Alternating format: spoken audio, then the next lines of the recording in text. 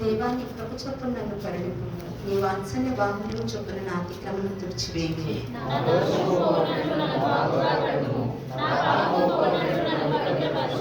నా అతిక్రమం నాకు తెలిసే ఉన్నవి, నా పాపం ఎల్లప్పుడూ నా ఎదుటనున్నది.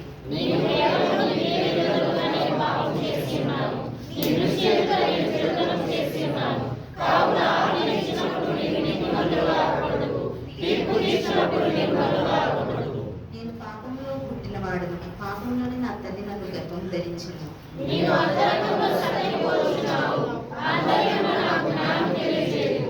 నేను పవిత్రుడగునట్టు హిస్సోపుతో నా పాపం పరిహరింపుము, హిమము కంటేను నేను తెల్లగా ఉండినట్టు నీవు నన్ను కడుగును.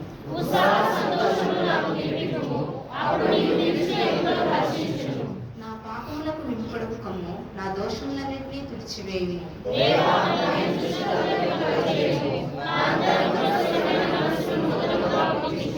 నీ సన్నిధిలో నుండి నన్ను త్రోసివేయుము, నీ పరిశుద్ధాత్మను నా యొద్ద నుండి తీసివేయుము.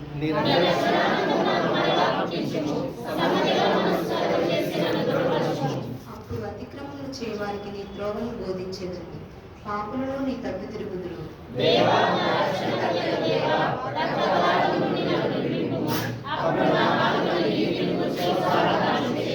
ప్రభువా, నా నోరు నీ స్తుతిని ప్రచురపరిచినట్లు నా పెదవులను తిరుగుము.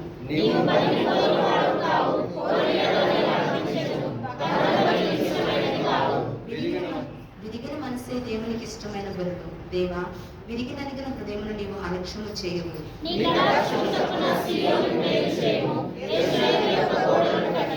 చివరి వాక్యం అందరం కలిసి చదువుకున్నామండి.